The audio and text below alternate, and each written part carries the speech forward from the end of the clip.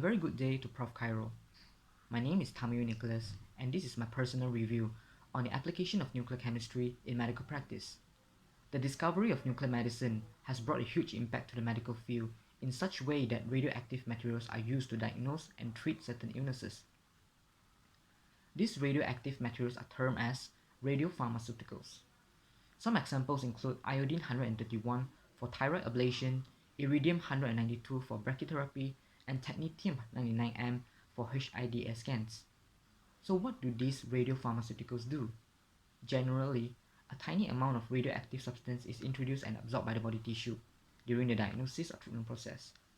Once the radionuclide, which is the radioactive substance, is absorbed by the body tissue, radiation will be given off and the diagnosis or treatment process begins. After this process, it does not immediately end here. The radionuclide actually stays in the body from hours up to months, depending on their half-life. Does this mean the radioactive substances have a bad impact towards one's health? Let's move on to the pros and cons of nuclear medicine. Some of the advantages of nuclear medicine are early detection of illnesses, accurate diagnosis, and also hope of survival.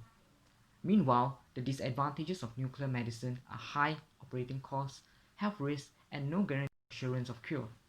By weighing out the pros and cons, here's my personal review on this matter. Nuclear medicine is a groundbreaking finding in the field of medicine, and I commend that. However, despite its advantages, one reason I find that nuclear medicine to be disapproving is due to its cost. We learned that medicine is made mostly accessible and affordable to the public, but that is not the case for nuclear medicine. It is expensive, and not every hospital has the facility and equipment for it. A single diagnosis or treatment process not only causes pain to the patient, but it also costs up a fortune. Another matter is people from the rural area would have the difficulty to access this kind of treatment, as only hospitals in big cities offer the treatment. If worse comes to worse, imagine paying up a fortune but the treatment is a failure, as nuclear medicine does not guarantee cure. This is like losing everything in a battle, even though one has given it all.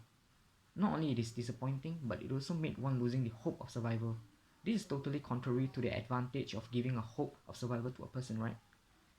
Even though my review is more on the negative side of nuclear medicine, we can't deny the fact that nuclear medicine might be the only hope for certain illnesses. This review is totally personal based, and I would still commend nuclear medicine as I believe the advantages outweighs the disadvantages. That's all for my review. Thanks for watching.